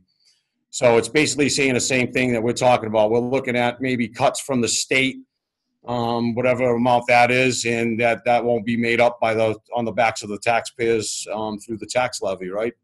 So I think we're saying the same thing, just a little bit different terminology. Yeah. Right now, the taxpayers are responsible for roughly 53% of the tax levy. So what I'm saying is I don't want to see that go to 60% just because we keep getting shortfalls in revenue from the state. That's all, because that'll be detrimental to the taxpayers by trying to do that. So keeping that percentage of the tax levy where it's at, I think that's important to speak on, and do everything that we can to try to protect the taxpayers from increases outside of the realm of normal Prop 2.5. So that's why I worded it that way. Is that in a form we can give to Ms. Hebert, and she can assemble our comments into one document and we can agree on what her goals are? Sure, I can give you a paper that said it. I just wrote it on this piece of paper right here, so I'm sure I can give it to her. Okay. I'd like to, I mean, the reason we're doing this is our contract with Ms. Hebert. Section 5, Town Administrator Evaluation, says that we will, annually the board and the town administrator shall define in open session the goals and objective which they deem necessary for the proper operation of the town and the attainment of the town's board's policy objectives, and shall further establish a general priority among those various goals and objectives. Said goals and objectives may be reduced in writing. So in her contract, we told her we were going to do this. Yep. That I know that things have changed and we've got a crisis, but there's some level of business as usual in the town of Acushnet, and we need to point our town administrator toward a direction to accomplish things for the longer term. And acknowledging we're in a crisis right now, acknowledging we've got other priorities, acknowledging the money source may not be there, but to the extent things return to normal in the near term, we do want to have her working in a direction to get some things done. And I think that is the goal. And I don't want to say we're in a state of emergency, nothing can possibly be accomplished, and you shouldn't be thinking about accomplishing anything. So I understand that, and I'm basically agreeing with Mr. DeRoche on his goals and objectives. Mine is worded a little bit differently, but it's all basically saying the same thing. I don't, Ms. Hebert, I went looking, I don't have mine. I know I put it in writing to you, so you don't have it with you either, do you? It's in my emails. It's in my email too. Okay, so. I'll print it out. And let's, if we could, let's share, now that we've had this discussion, if we could share everybody's version with the three of us and maybe aggregate that into one list for a future meeting so we can, define together that these are the things we want to evaluate you on next year. I have no problem with that. I think we're very close in agreeing, what our most 4 or 5 important things are. We're all going to come to this with a few different things and bring it to the table. We'll build a consensus on it. I have no doubt about that. Okay, thank you. Ken, I know I emailed him. I can't for the life of me find him. Ready? All right. So let's for the next agenda, let's aggregate them, Ms. Hebert, and let's agree that those are the formal goals and objectives for the next year. Sounds good. DPW MOA, we talked about this at some length last time. The MOA is a document that's been circulated. I think I've expressed my opinion on it. We can discuss it some more, or we can take a motion to approve the MOA as it's been presented. So moved. Is there a second? I'll second. Further discussion? All in favor? Aye. Aye. I am opposed. Moving on, the town accountant's update, Ms. Hebert. Sure. So, as you know, at one of our most recent meetings, Mr. Gasper offered to work with me to kind of whittle down the resumes that we had for the accountant's position. And so we've discussed this, we've looked through the resumes. At this point, we have 4 resumes that we feel are the top 4. One of them is a person who has good qualifications but would only want to be considered to be an interim. I wanted to mention that. I'm not sure if the board has any interest. I'm not sure if that's really a good idea for us at this point, but I did want to mention, at least to let you, make the decision that you're looking for. Of the other 3, one of them is the internal candidate that I'm sure you all know has applied for the position. So we're in kind of a weird situation, and Mr. Gasper, if you want to cut in at any point, let me know. But this is a weird time to be doing interviews. It seems like it's a position that's worthy of doing a face-to-face interview. It seems kind of, I haven't done any yet, but it seems a little bit weird to do an interview over, virtually over a Zoom meeting. So I'm not sure did you want to cut in? Sorry. I will if you'd like. So gentlemen, I think Miss Hebert hit the nail right on the head. I mean, we got going through, we have 9 resumes. Julie and I have talked about it. I went through and did a process of elimination. Julie did the same practice. I mean, we got, as she said, 4, 2 outside candidates, 1 internal candidate that we all know and discussed before in the past.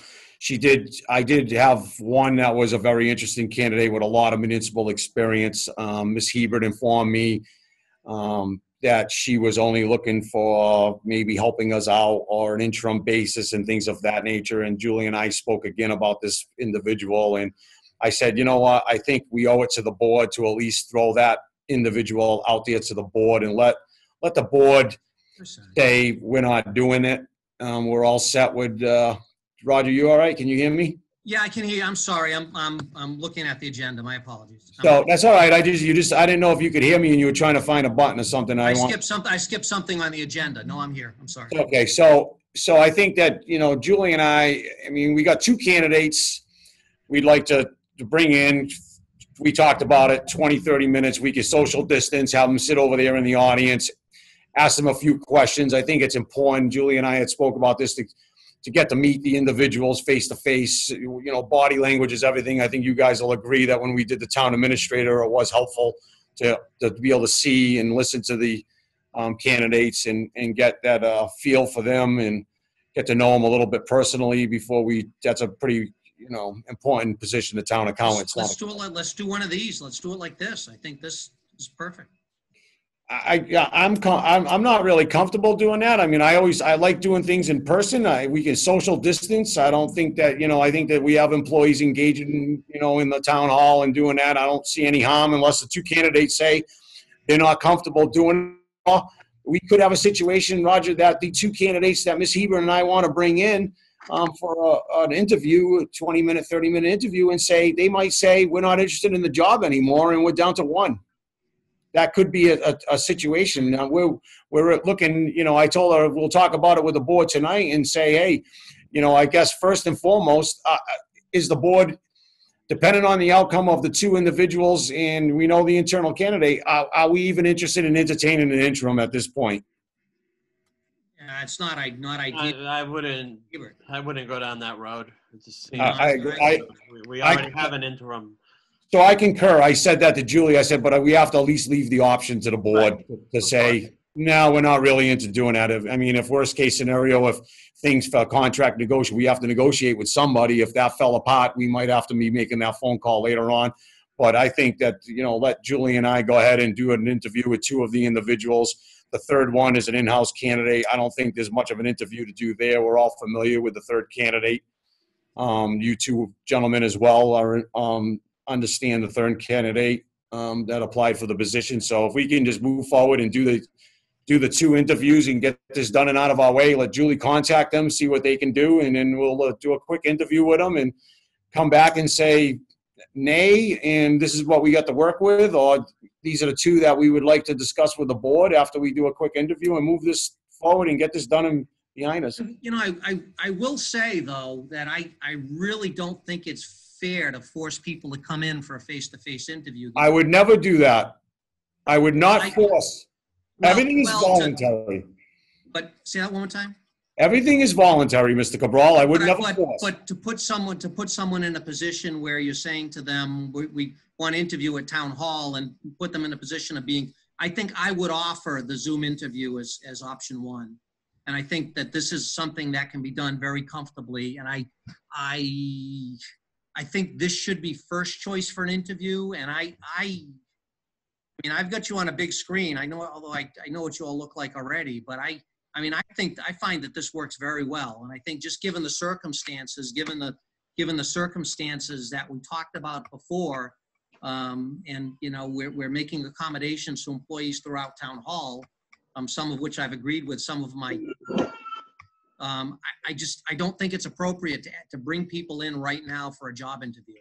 I think that the approach should be, you know, we'd like to, you know, we're going to do something like this. I don't think we can social distance enough. I think you're bringing people into an environment that people are passing through, that, you know, you don't know what surfaces the virus is living on. And, you know, I come to work every day, but I come into the same room every day. And, you know, we can't have it both ways. So I think that should be first option.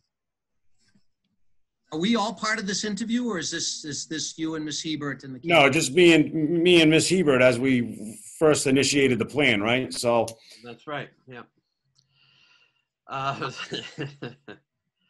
You know, it's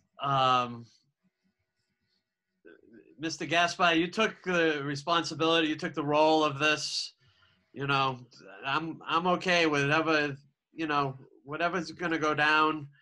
If the person's comfortable coming in, if that's what we want to offer them, that's fine. If they're objected to that, you know, we're going back and forth. However you guys want to handle it really is my decision, because I agreed to let you handle it, or be the voice of the select board. So I have no qualms. yeah, I appreciate that. I think Julie and I already talked about it. We're going to give them the option of coming in. If they're uncomfortable coming in to do an interview, then I guess they'd be uncomfortable accepting the job, right? I don't know. That's wrong to say. That's not fair to say. That's not fair to say. I Given don't- the circumstances of what's going on in the world right now, I think we could lose a great candidate because that person's uncomfortable in this situation. And I think this board's been much more conservative than I have about issues related to COVID-19 and not exposing people to potentially spreading the disease. And now I seem to be the conservative one, saying we shouldn't be bringing people into the town hall, dangling a job in front of them, but saying, if you don't come and meet us face to face, we're probably not going to consider you. So I didn't say that, Roger. Yeah. well, If Really? I can, I just want to reiterate, I get that this is a unique situation. I see what you're saying too, Roger. But at the same time, if we hire somebody, they're expected to come into work to do the job. So it's tough. I think, you know, Mr. Gaspar and I talked about it. I see what you're saying. I know that, you know, we want to try to be as safe as possible. But I think ultimately, if we're talking about hiring somebody who will have to be in the building, I mean, I think it is somewhat of a consideration. If they're not willing to come in for an interview, are they going to be willing to come in to do the work? Because, you know, we're hiring somebody for as soon as possible, I hope. You know, so I'd like that seat to be filled by a person sooner than later. And again, I know that this is a different situation, but I don't know. I mean, that's Roger, what I'm thinking. you have, sorry, Julie, you have people walking into the Potting Ways building, getting building permits all the time. So it's not like we're isolating everybody. We're doing everything we can to take the proper measures. They're going to come through the back door.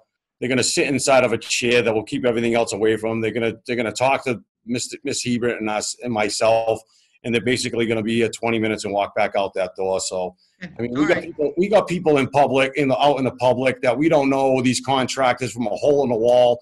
They're going into our Parting Ways building. I mean, we're doing our very best to I didn't limit. think we were letting people in Parting Ways. I thought we Yeah. were. I didn't. Are we or aren't we? I talked to Jim today about this energy aggregation that we're going to be talking about next. And, he said he'd had some people that had to come in and deal with them and stuff like that. So, it is what it is. I mean, So we've selectively let people in the door. Yeah, exactly. I mean, we're not open to, but I mean, if they got to come in and sign something, I mean, what's Jim going to do? Say, I'll leave it on the sidewalk. And so I guess he's just going down to the bottom of the stairs, whatever he's doing. He's doing what he needs to do. We did on an appointment basis when we did this, if you remember, as needed on an appointment basis. If there was something, like you said, extenuating, where you had to give something to somebody, that you could do it by appointment. Okay. Then proceed as you feel comfortable, I suppose. Thank you, Mr. DeRoche. Thank you, Mr. Chairman.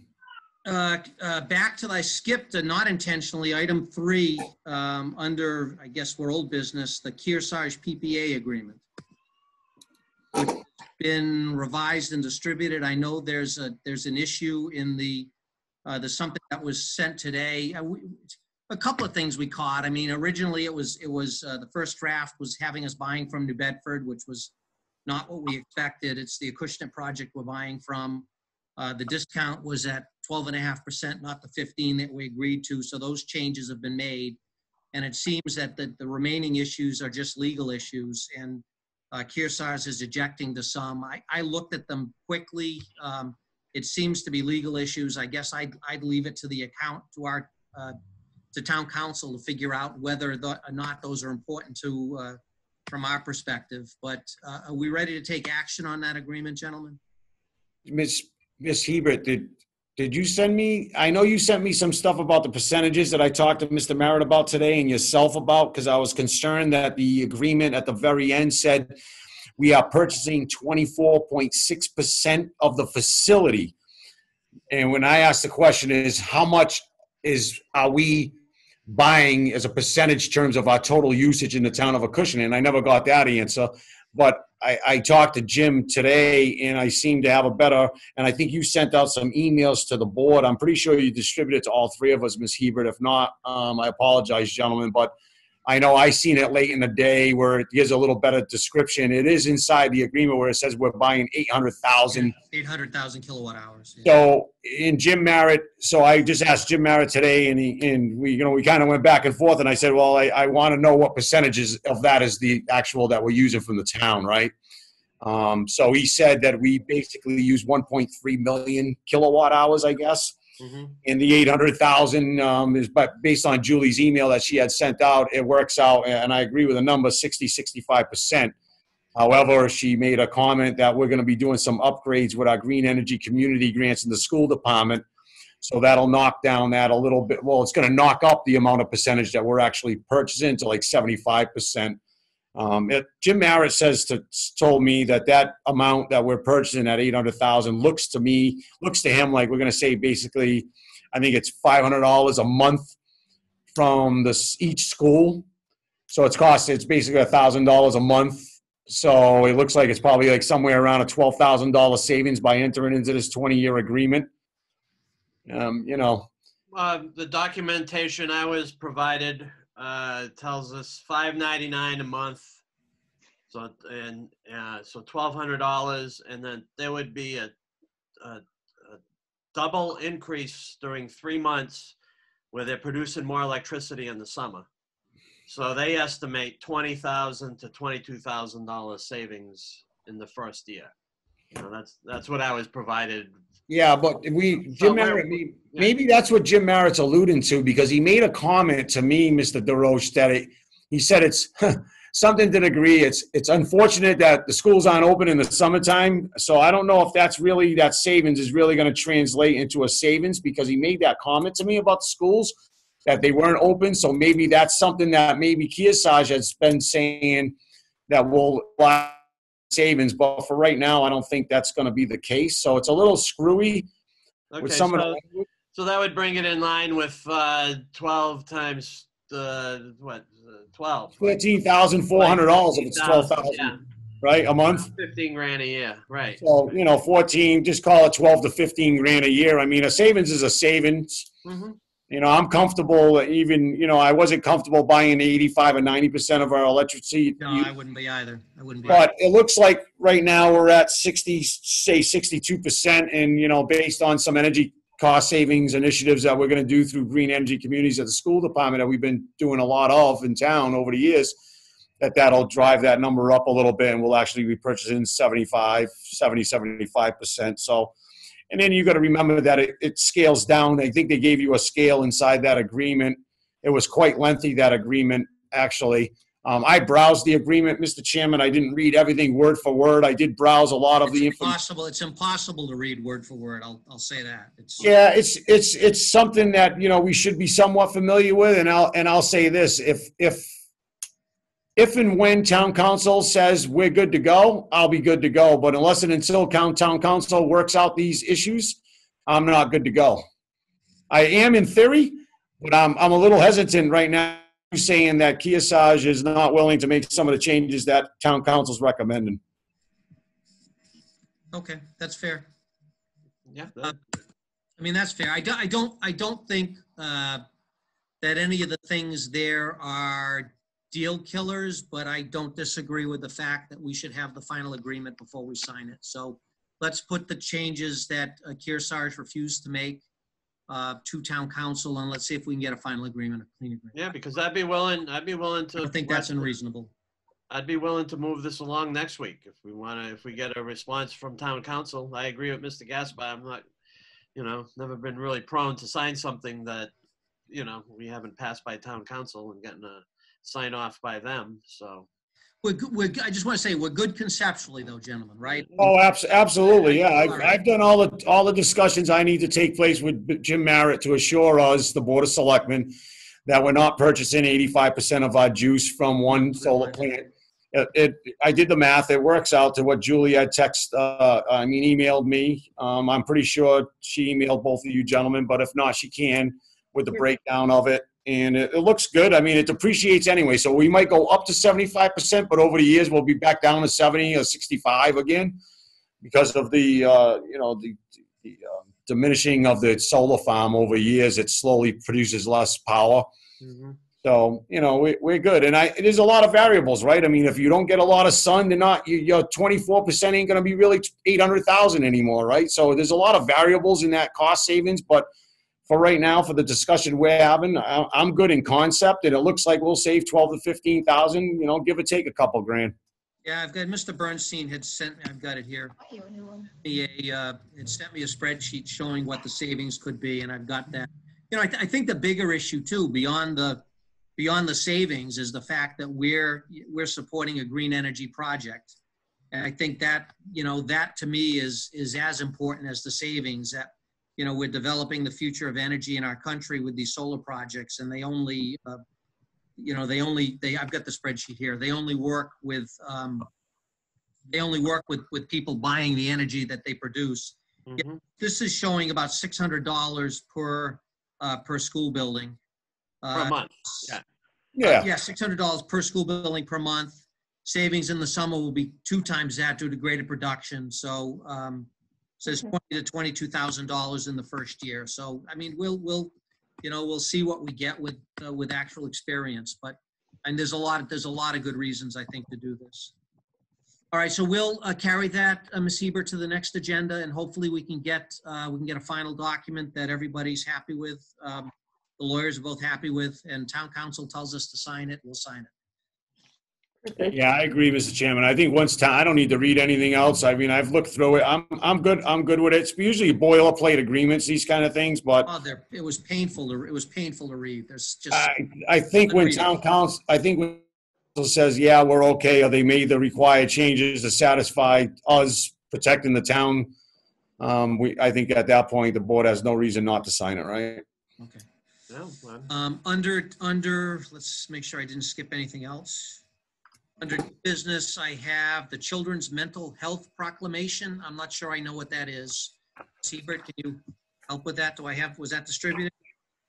Let's see. New business. Sorry, I'm just pulling up everything here too. Hold on. Ms. Leonard, do we have that? I'm going through my new business tab. I've got the Buzzards Bay Coalition thing. Do you have something that looks like this? Looks Yeah, like a I got certificate. that. I'm not there right now. It's Yeah, after, it's on page after the soil 16. board permit. Yeah, page 16. All right, 17. Yeah. Oh, got it. Yeah, here it is. Board of Selectmen. All right. You need to read that, Roger.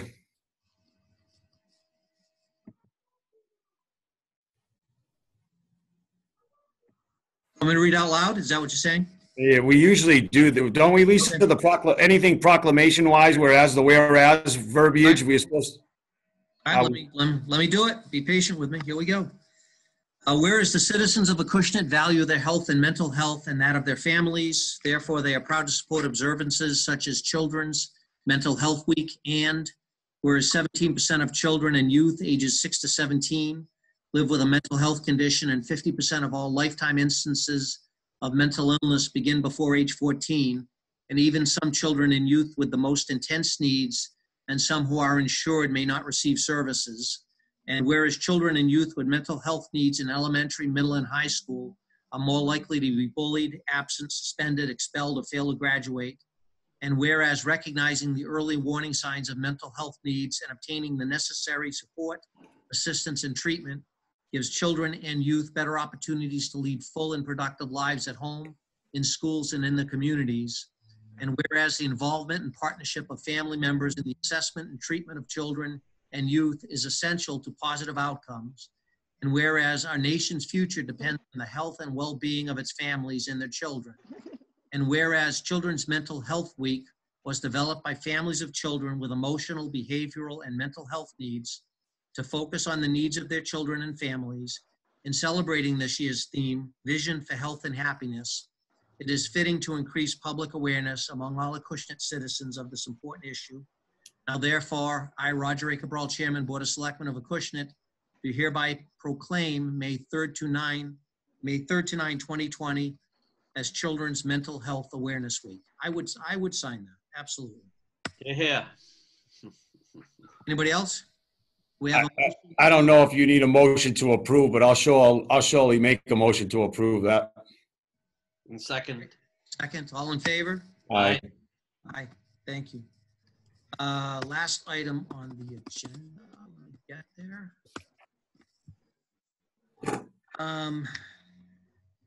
With the Buzzards Bay Watershed Ride, I think that's a deferral of a date that was previously scheduled. Yes. No, this is the first request. This is one they have every year. They're asking to do it on Sunday, October 4th. It's the same one we have taken for the last 13 years. Police chief, fire chief have approved this already or no?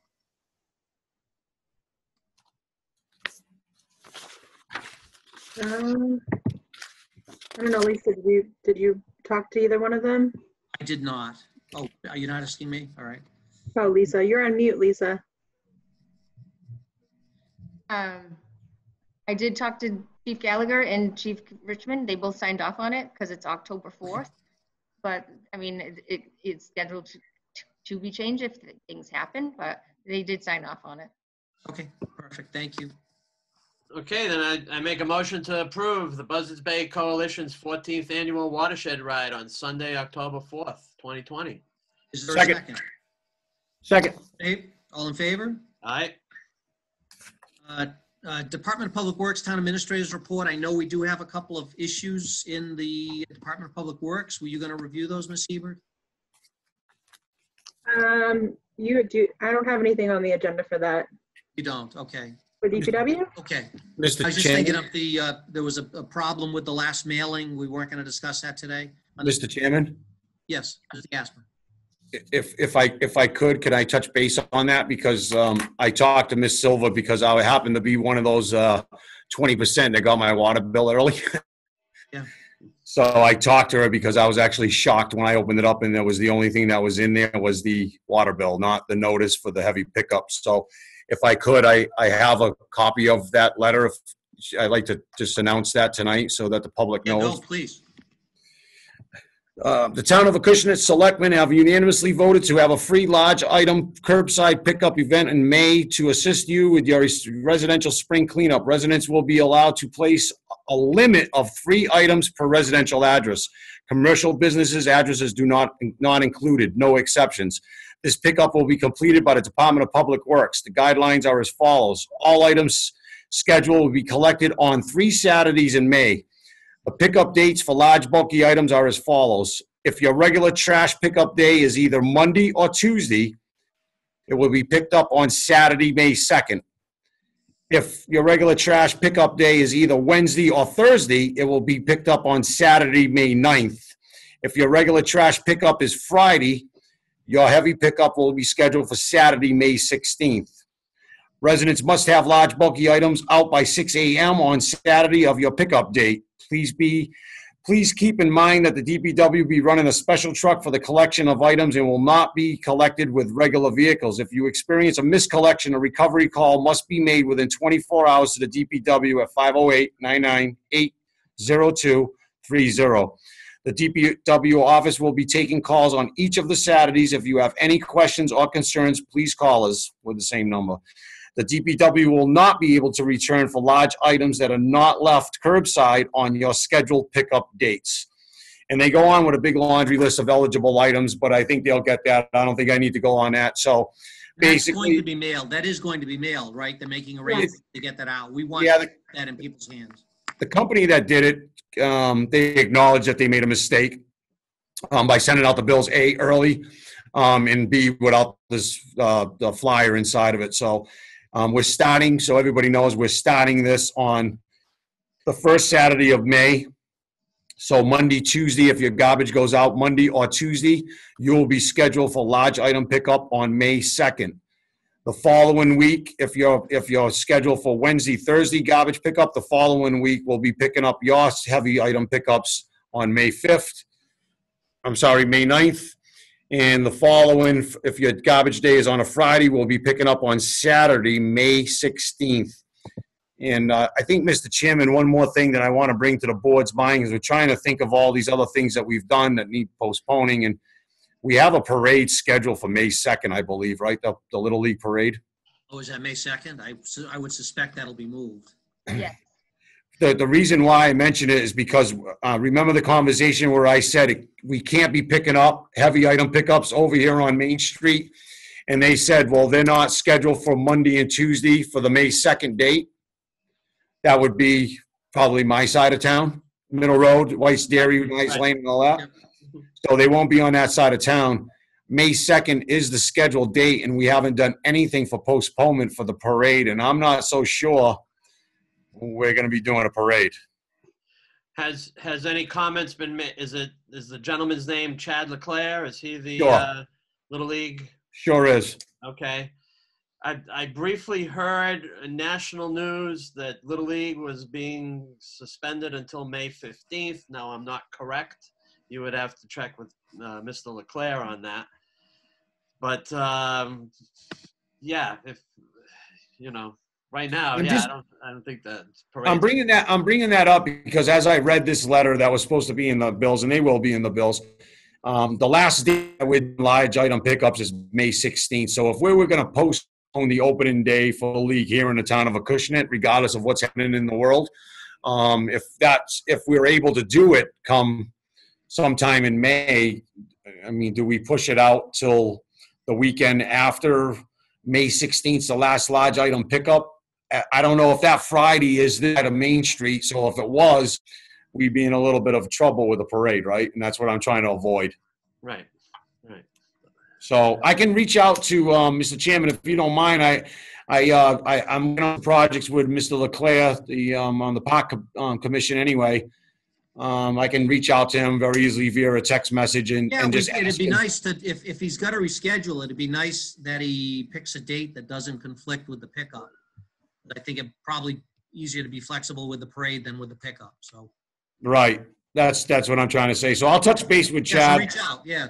I'll reach out to Chad and I'll talk to him about what he plans on doing. If he's heard what Mrs. DeRoche said that, what did you say, Mrs. DeRoche? I heard mid-May. Like, So that's May 16th is mid-May. So I'll just talk to him about that and see if maybe the following weekend would work out if we postpone to that time. Thank you. Julie? Anything else, Ms. Lisa? Hebert, Are you under trying to Town talk? Administrator's report? I have nothing that I can think of right now. It's All right, I've got Selectmen announcements. I've got 2.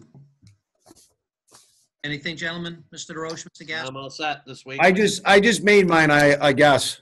Okay, so thank you. Yeah, we want to get that mailer out into residents' hands, and I know that the DPW is working on that. So, so 2 things. I did find my list of objectives for the town administrator. I found the email. I've sent it to the 2 of you and sent it again to Ms. Hebert, so that's out there. Also want to acknowledge David Wonar. Mr. Wonar was successful in, through one of his contacts, getting the contribution of 2 55-gallon drums of hand sanitizer. Apparently, he knows he's got a contact in the distilled spirits business who is producing hand sanitizer, and that company donated 2 55-gallon drums to the town of Acushnet, to the fire and police departments. And I guess they made the decision to donate one of the 2 drums to the town of Fairhaven. So good thing hand sanitizer can't be found anywhere at any price right now, unless you know somebody, and Mr. Wonar does. So, and I suspect a 55-gallon drum in the town of Acushnet is going to last us a good long time. So just want to acknowledge Mr. Wonar for doing that. Well, kudos to Mr. Wona. Does he know anyone with toilet paper, though? It's funny, Roger, because I did hear about distilleries trying to make hand sanitizer from some of their, strong whiskeys or bourbons or whatever, and then somebody got involved and said, no, you can't sell that. So as hand sanitizer was weird. So, hey, we got our hands on it. Thank you, Mr. Wonar, for that. And we appreciate anything that any donations that we can get, provide public safety. That's awesome. Next meeting is next Tuesday, April 21st, 2020. I suspect we're going to do it like this again. Is the motion, anything else? Motion to adjourn. Well, Second, second. Mr. DeRoche. Second it. All in favor? All right. Aye. And we're out. Thank you all. Good night. thank you.